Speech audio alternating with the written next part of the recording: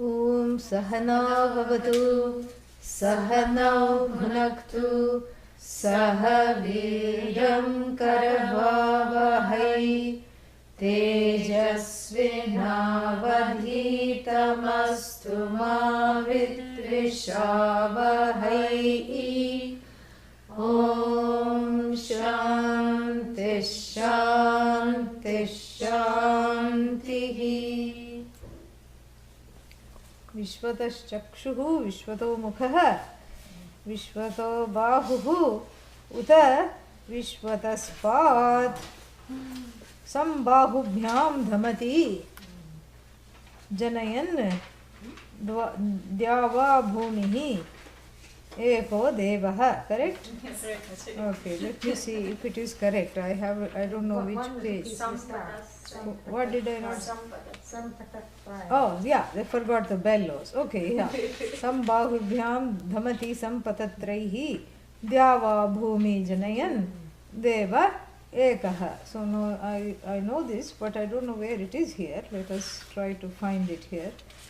Pranam Prapidya, no, that is chapter 2, chapter 3, chapter 3, 4. Okay, 3, 3.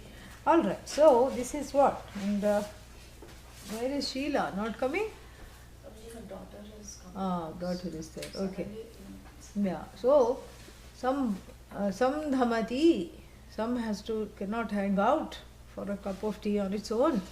Some dhamati in the sense of blows or brings forth forcefully, like even the air going through the bellows. And bahubhyam, we left on a cliffhanger. What was that? Why two hands? You know, first to show Bhagavan's two hands are not like this, this local fellow's two hands. Two hands means the whole Sarva Shaktimatvam is given here. Two hands of Bhagavan is equal to all the hands of the universe that was already said. Vishwato Bahuhu. The one who, every hand is his hand. So Sam Bahubhyam Dhamati means that the one who is who creates, one alternative meaning is given, who creates in keeping with the karma of the jivas. That's why two things. The creation is not just a mind child of Bhagavan, but there is a method to the creation, and the method is what? In keeping with the jiva's own karma. So one bahu, Bhagavan, another bahu, the karma, the karmic load of the jivas. Karmic load is like viral load. So when the virus in the body overtakes, what do you have to do? Go to the doctor. So like this, here, when the virus of jiva karmas overtakes, what happens? Samsara roga, jagat comes into being. And then everyone starts to feel feverish because that fever of alienation, fever of separation, fever of all kinds of problems start to take place. And so some dhamati, and then what? How many devas? Many devas. Vishwato Bahuhu, Vishwatas Chakshuhu, Vishwato Mukhaha, Vishwatas Path. No. Eka. And this Eko Devaha is a refrain. Every Upanishad has a chorus. What is the chorus of the Kathopanishad? So Mrityu Pashat Patati, again and again it comes, So Mrityu Pashaihi, through the noose of death, this fellow is taken by the noose of death, and then what? Vasham, everything comes and they deliver themselves unto me. Death keeps saying in many ways, that's the refrain there. Here, if there is a refrain, it is Eko Devaha, and here it is made into a separate thing, Devaha Ekaha, Eko Devaha. That one Bhagavan takes everything, makes this whole universe, blows life into it, like, so to speak, and then, is in the form, we have seen this in detail, and, the Sampatatraihi also means through the laws, through the existing laws, Bhagavan, that Ishvara Tattva. Tattva means what? that Atma Tattva, that Atma, in the form of the Atma, inspires all the jivas. Sampatatraihi, like the bellows, inspire the fire to keep going. Similarly, this Bhagavan, this Ishvara Tattva, is the fire that keeps all the jivas, burning, keeps the fire of jivas motivation burning, So that is the thing, and to do their respective actions in keeping with the karmas, in keeping with the vasanas, in keeping with their desires, in keeping with all the things, So it's like kindling the sense organs. When the fire, the wind, what does it do? It kindles the fire. Here, what is the fire? Any knowing faculty is the fire, because it's light. It lights up. So what really lights up? The bellows light up the sense organs to do their jobs. Very beautiful. The bellows light up the sense organs, and the bellows in the form of the Bhagavan's, what a lovely metaphor for Bhagavan, sending that inspiration in the form of that Atma Tattva, goading and guiding every individual, sitting being the indweller of their heart, making them do everything. So beautiful. And so lights up the senses, lights up the buddhi. Yeah, that is very important, because if the buddhi does not fire, we are in great trouble. Yeah, that's why when you say, at the beginning of the puja, Om Shuklam Baradharam Vishnum, the action associated with that, Om Shuklam Shuklam Baradharam Vishnum Shashivarnan Chaturbhujam. I always wonder, when I was small, I used to wonder why they do that. This is to massage the brain cells.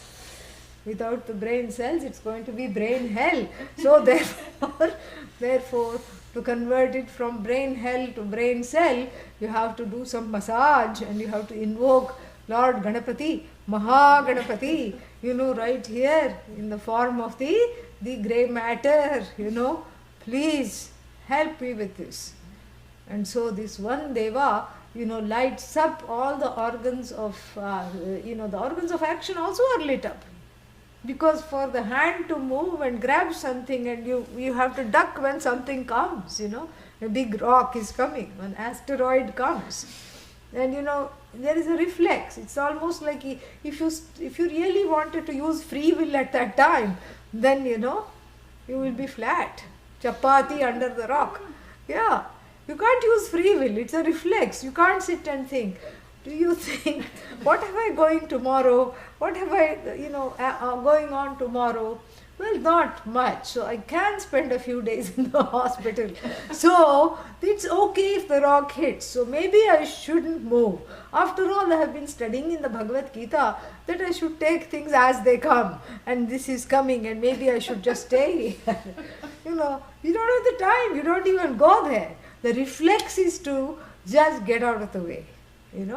Whether it's a big rock or a rock-like individual, very mad and approaching you. Especially if you have, ruined something that they love, like their computer, like their house, like they spent all their money. The best thing to do is shimmy out of there, to push out of there. There is no time to think, Somebody is coming at you, you just, and this is the bellows of Bhagavan that blow you out of that situation. Really. It's not really even that I notion doesn't have the time to kick in. A primal,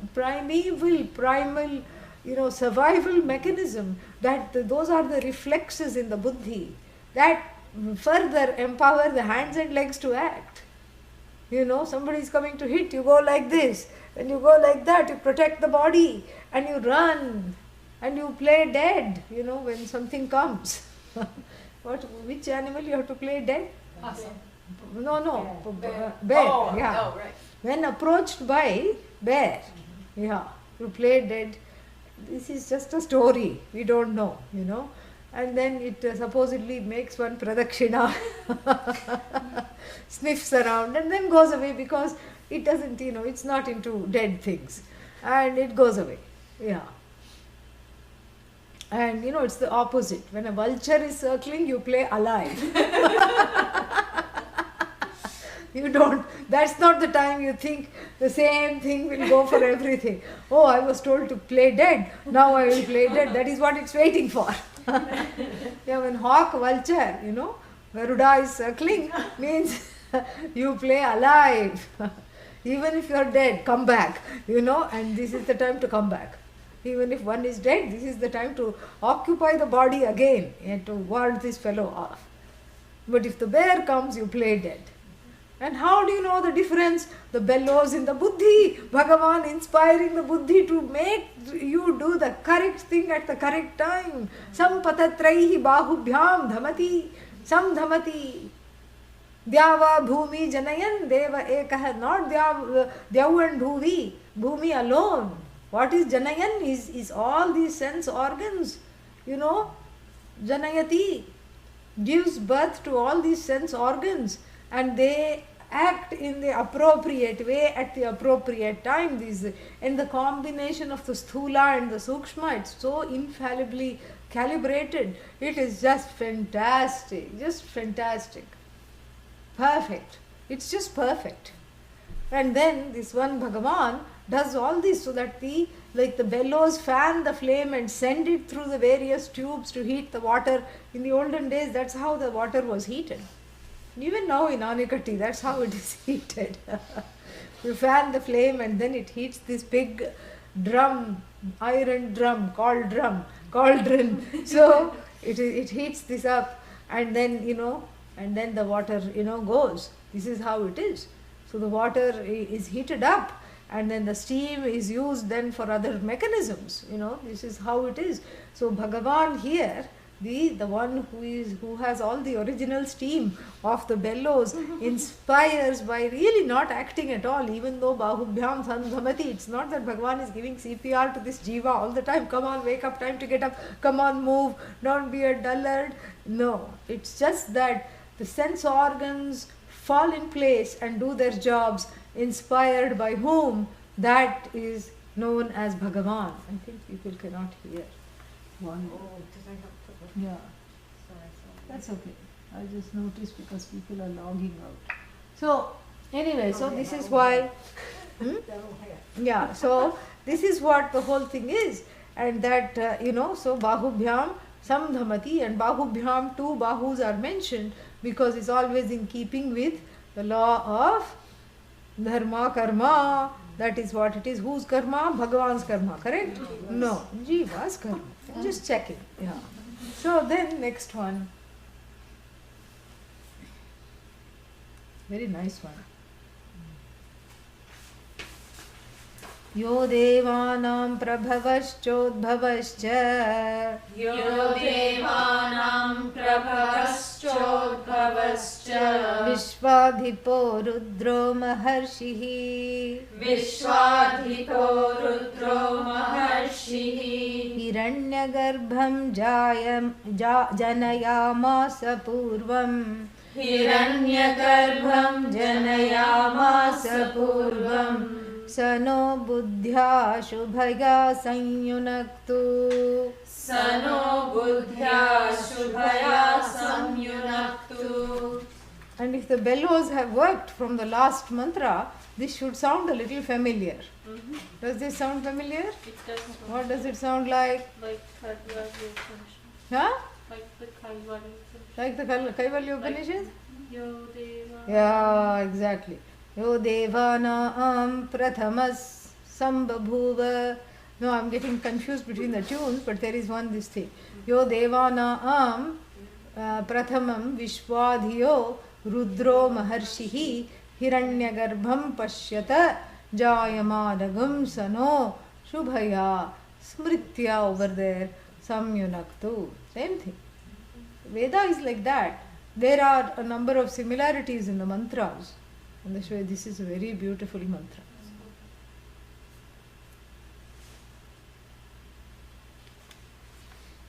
So, yo devanam prabhavascha udbhavascha. Devanam means of the celestials even. Two meanings of deva, of the sense organs. The Dyotanatmakatvat, that those that shines, but it also means celestials. Here better take it as the celestials, because we are not talking of manifold devas, we are talking of how many? Ekaha, it was pointed out earlier. So the one that has created everything, created means what? Manifest everything, brought everything into manifestation. And what has this Bhagavan manifested? Even the celestials. Who are these celestials? That take care of fanning the fire in so many ways. The Adhishthana Devatas, the Devatas of heaven, the Devatas of, that say Tathastu. That's why one has to keep thinking nice thoughts. There are Astu Devatas, invisible Devatas, who only know one word. Notice that? Yes. Tathastu. So be it. Yes. So be it. That's all they keep saying. I'm good for nothing. Tathastu. I'm an idiot. Tathastu. I'm a boring person. Tathastu. Nobody loves me. Tathastu. Nobody is there for me. Tathastu. I'm alienated and unconnected and disconnected. Tathastu. That's why we don't say that at all. So yo devanam, devanam udbhavascha prabhavascha devanam karta, who is the author of the udbhava and the prabhava of all the celestials. Celestials here doesn't mean just the celestials. Starting with the celestials, ending with the other devas, what? The sense organs, the whole universe. So prabhava is udbhava. Bhava means being. The devas are non-separate from Ishvara. Ishvara is separate from the devas. So prabhava, udbhava, both of the roots is bhu only. Bhu plus ghanj. Bhavaha, and bhavaha, that is ghanj. Bhavaha also some kind of a masculine noun. So masculine pratyaya will be there. And so bhu with a masculine noun formation is called bhavaha. Bhavaha means to bring forth the being, the creation, the manifestation, bhavaha. So ut means bringing forth out of something. Pra, without a mistake. So what does this? Why two times bhavaha? One, prabhavaha, nimitta karanam, udbhavaha, upadana karanam. And how many person is the creator? Yaha. So that one is abhinna nimitta upadana karanam of the entire jagat. Abhinna means in the same person is the cause and the material.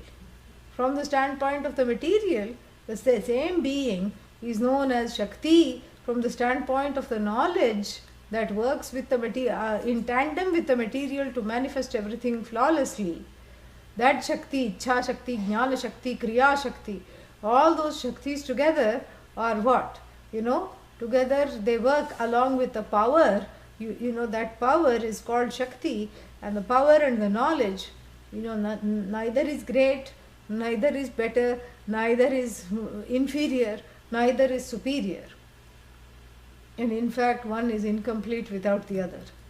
Without one, there is no Ishvara, really. Without power, what Ishvara? It's like a local jiva who keeps feeling powerless. Without Shakti, there is no Ishvara. And how can there be Shakti without, knowledge?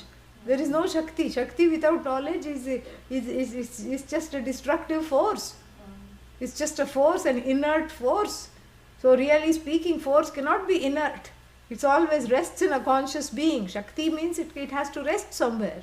It has to rest in a conscious being. So the being from the standpoint of the knowledge is called, Bhagavan, from the standpoint of the Shakti, including the knowledge Shakti. Knowledge itself is a Shakti, is called Bhagavati. Same thing. So this Bhagavati, because creative prowess is there. And so this is what is called for here. Yo devanam prabhavascha udbhavascha. What is that? Devanam prabhavascha udbhavascha karta. We have to add that, yeah. Prabhavascha karta. Yo devanam prabhavaha means it prabhavaha is used in the kartari sense. So you either say prabhavasya udbhavasyascha karta, or use yaha and prabhavaha are used in the sense of kartari agent. Agent of what? Prabhaving and udbhaving. Yeah, and what is prabhaving? Prabhaving is the knowledge, and then the udbhava is the material. So in that single conscious being, the who is the creator, who is both the masculine and the feminine force, with all knowledge of creation and all material and the know-how and the shakti for the power as well, the undifferentiated shakti and power resting in one conscious being, that is called yaha. So yaha and prabhavaha, udbhavaha, since there is no other verb there, is what? Is seen in apposition, samanadhikaranyam. And then it's a string of nouns. Who is this? You know, udbhava and prabhava. Vishwadhipaha. Vishvasya adhipati. Vishwa is what? The whole universe, including the maker. Yeah, that is Virat, but Vishwa here. So, adhipati, the overlord. Adhipati means there is no overlord for whom? The final rule maker, the final law stops there. The last court of appeal,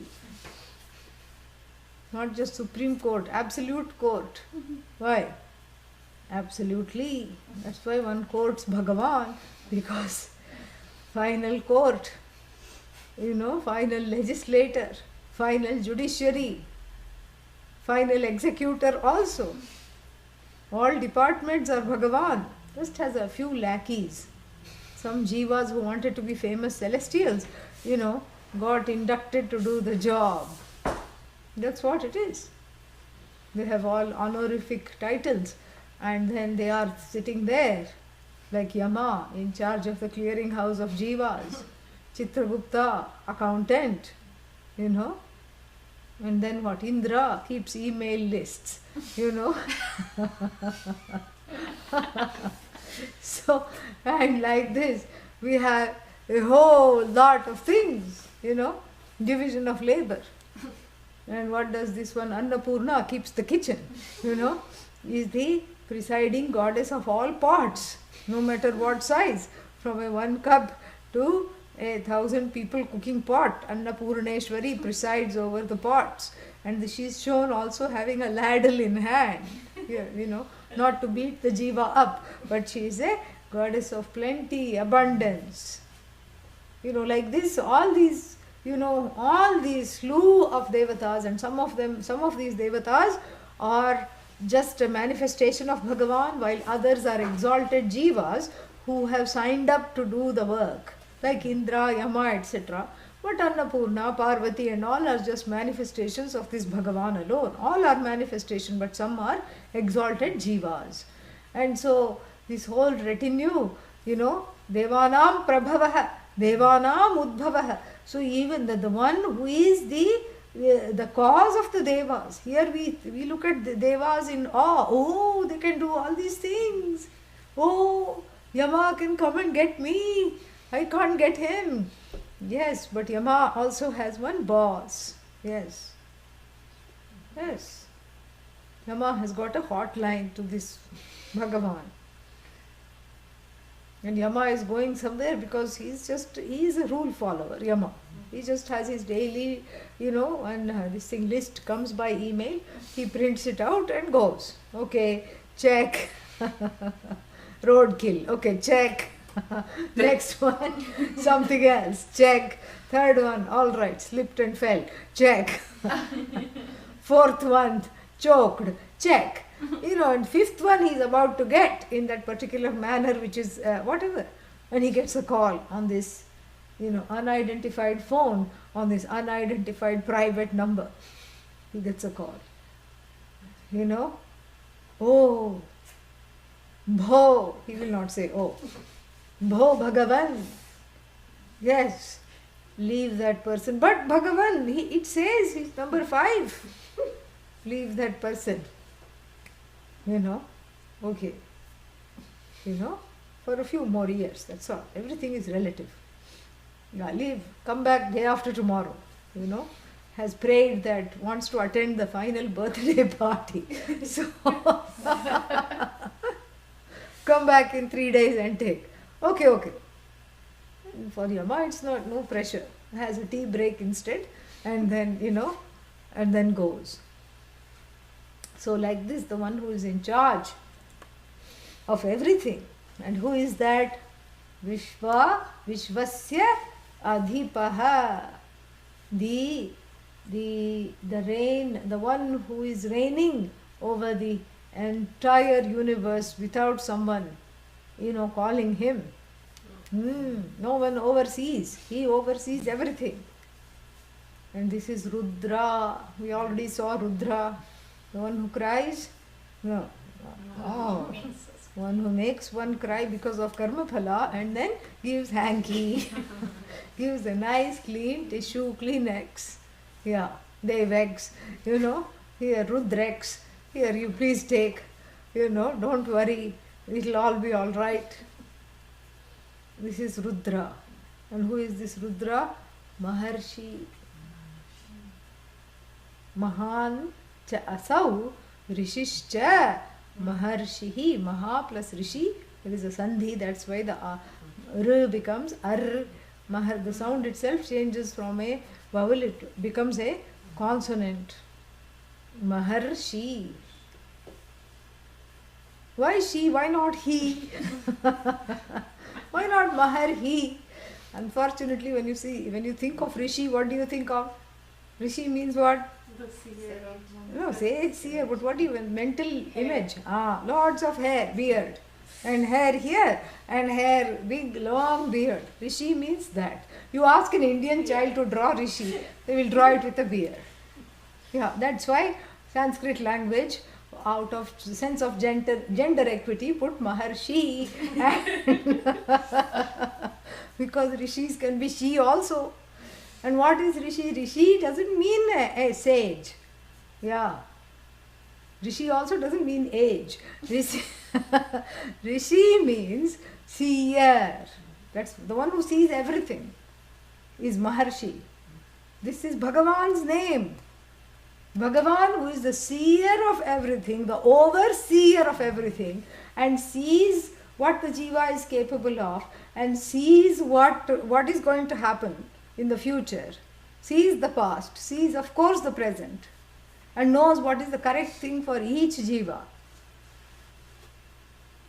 who knows the horoscopes of everyone, who puts the R in the word horoscopes. That is the one, Rudra, Vishwadhipaha, Rudraha, and then Maharshihi. It's a string of nouns qualifying the, singing, lauding, praising the from various standpoints, the glories of Bhagavan. Singing the praise of Bhagavan. It's a prayer. This mantra, 3-4 is a prayer. Chapter 3, verse 4 is a prayer. And we are invoking this Rudra, who is the Lord of all, who is the Abhinna Nimitta Upadana Karanam. What is Abhinna Nimitta Upadana Karanam?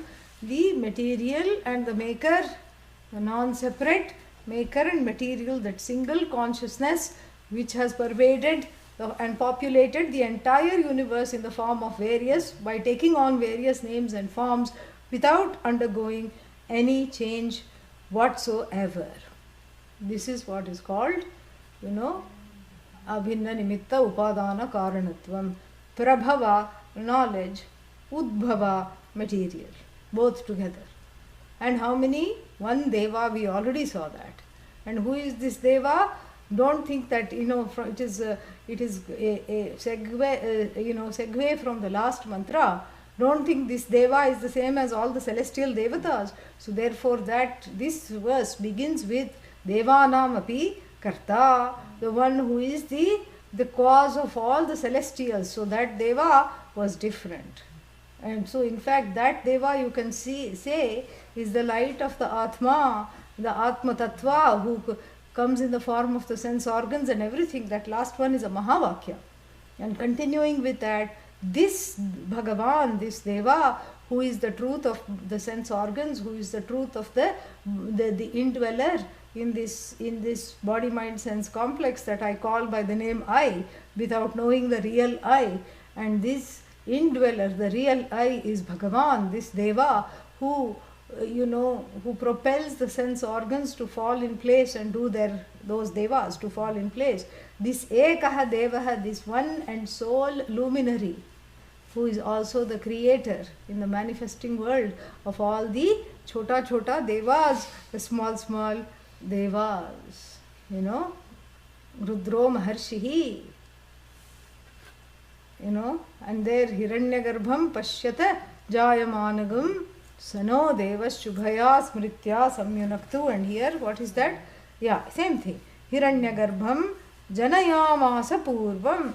That same Ishvara, from the standpoint of the manifesting potential.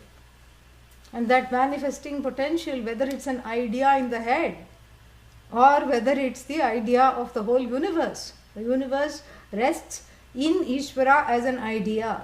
And that resting Ishvara without the thought of the universe is just plain old Ishvara. The resting Ishvara with the thought of the universe, from the standpoint of the resting Ishvara with the potential thought of the universe, even the uncreated universe is called Hiranyagarbha. Don't say golden goose, golden egg. We don't like such translations. We have already made it very clear. You can say, but then don't say who you learnt it from. Yeah, Yes. If you are in the Arsha Vidya tradition, you will not translate it golden egg, golden goose, etc. Hiranyagarbha is, what is Hiranyagarbha? That light of consciousness. And what is this light of consciousness?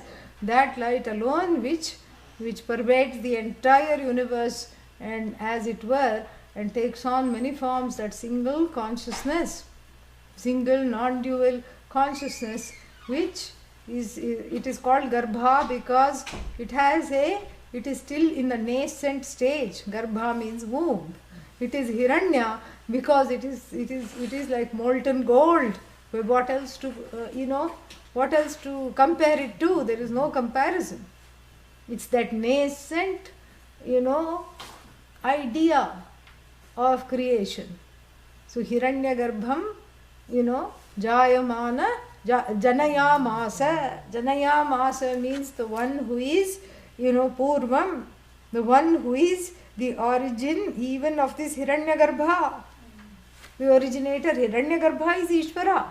Ishvara is more than Hiranyagarbha. Hiranyagarbha is Ishvara from a standpoint because that Ishvara that has blessed this potential to create, and along with the potential to create has to originate the creator. The potential universe needs a potential creator, and the potential creator vis-a-vis the potential universe is called Hiranyagarbha. Things have not come into being yet, and Hiranyagarbha looks and says, and everything comes, So the one who was Purvam Janayamasa means the one who was the originator of this Hiranyagarbha. Purvam means the one who was there pre-existing before Hiranyagarbha. Hiranyagarbha is a status. Like sleeper is a status. And before sleep and awake, there is that half waking, that's a dreamer status. Then when you're almost awake, that lucid, the lucid awareness, that is Hiranyagarbha. Sometimes certain planning takes place, some lucid dreaming takes place. One sees things, but of course one sees it along with a healthy or unhealthy dose of ragadvesha. So most of the time you have to check it all out. But very, very rarely, very occasionally, there might be some insights that come in that half, almost waking stage, that lucid dreaming it is called. Neither awake, ubhayaptaf prajna, neither awake nor sleeping, in between. nor dreaming, not sleeping, not dreaming, not awake. That ubhayatah prajna, where the consciousness is spanning the sleep and the waking states. 1 foot consciousness has in the sleeping state and 1 foot in the waking stage. This is Hiranyagarbha. So who made this idea come at that time if it came? Bhagavan, Purvam Hiranyagarbham api janayamasa.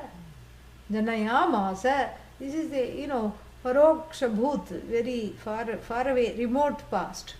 Remote past tense means long ago, even before creation, even before creating the creator. What is creating the creator? That Atma Tattva alone creates. And how does it create? First it wears a crown and then sits on the throne and calls itself, the creator. So that status of the creator, who gives that status of the creator? Who allows this? That consciousness called Deva in the last verse alone. That shining Atma principle, that Atma Tattva, that Atma alone, that all-knowing shining being, which is myself, and that alone is the one who pre-existed Hiranyagarbha. And not many people can say, have the distinction of pre-existing Hiranyagarbha. Because that was the Hiranyagarbha has got another title, firstborn. That was the firstborn. But who gave birth to this Hiranyagarbha? If it is the firstborn, who is the daddy of Hiranyagarbha? Who is the mummy of Hiranyagarbha? Vishwadhipo Rudro Maharshihi.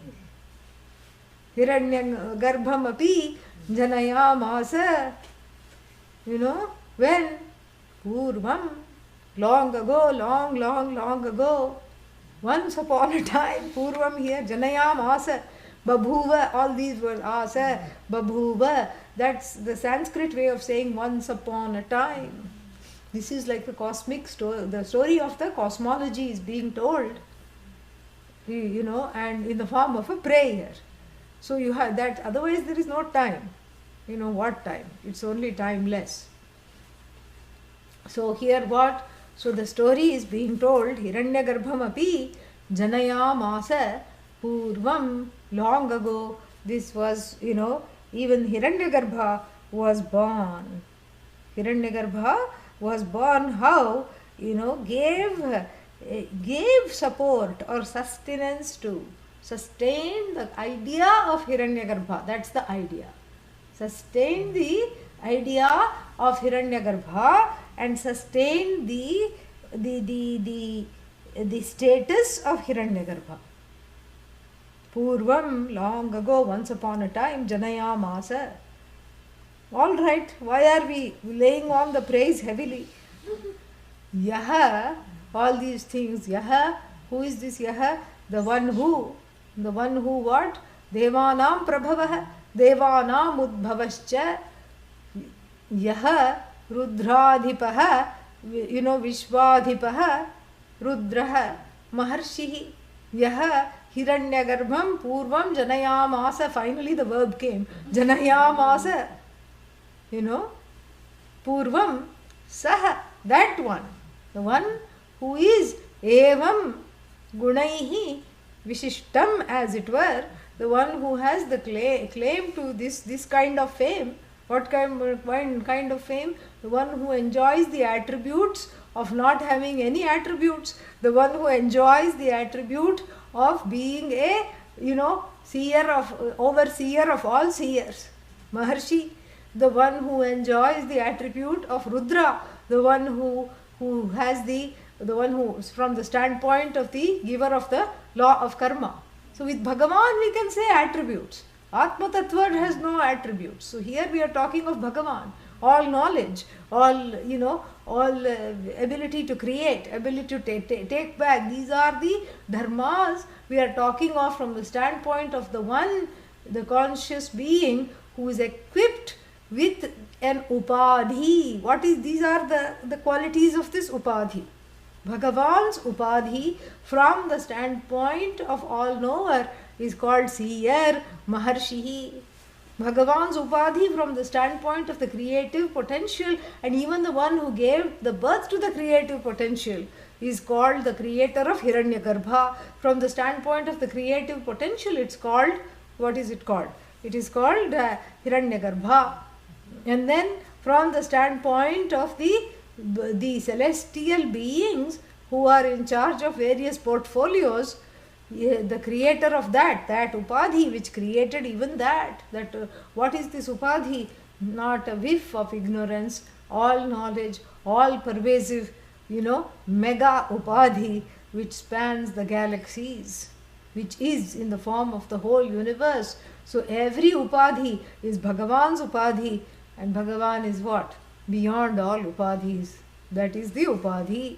And so this, from the standpoint of all this, so evam, evam vishishtah, so thus equipped, thus enveloped, with these kinds of attributes, and we are praising these attributes, saha eva, saha naha, to us, naha shubhaya buddhya sanyunaktu. May this person, may this Bhagavan, give very plain translation, may this Bhagavan unite us with a good buddhi. Shubhaya buddhya samyunaktu. And Shubhaya means auspicious. Buddhi is the only medium of knowing Bhagavan. Since it's the only medium, and since we don't have two of those, it has to be kept in good order, right? Yes. Yeah. If it starts to split into two, quickly, you have to take some super glue in the form of some prayers and stick the portions that are falling apart together. If it's a split, it has to be stuck together quickly. Otherwise, all kinds of nonsense will fall through the cracks in that split. And if it's falling apart, quickly it has to be resurrected. How many buddhis is everyone given? Only one. Yes. And this buddhi needs a lot of love, attention, care and prayers. And as soon as something starts to happen to the buddhi, immediately it has to be attended to. Because, it's the only way of getting yukti. Yukti is, oneness. Sanyunaktu. From yuj again.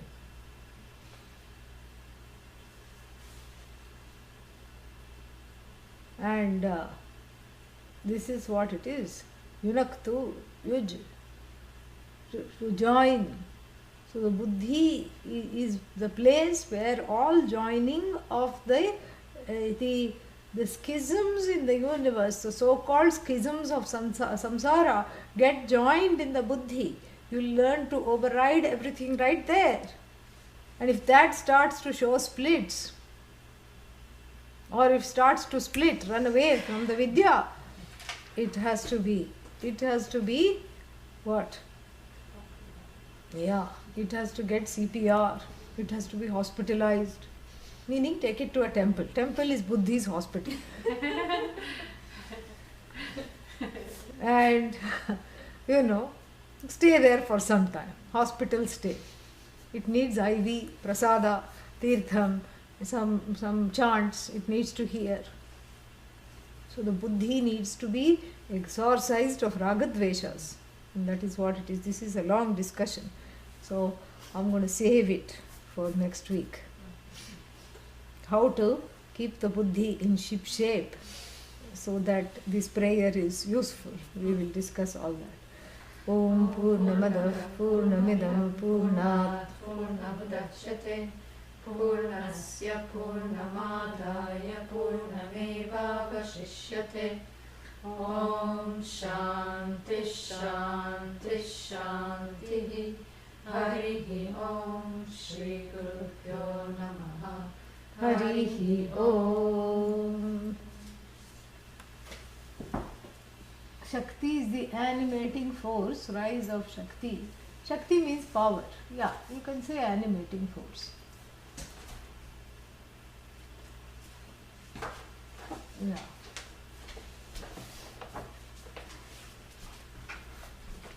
Connection. Hiranyagarbha is the Shakti of Bhagavan. Same thing. No difference. Yeah.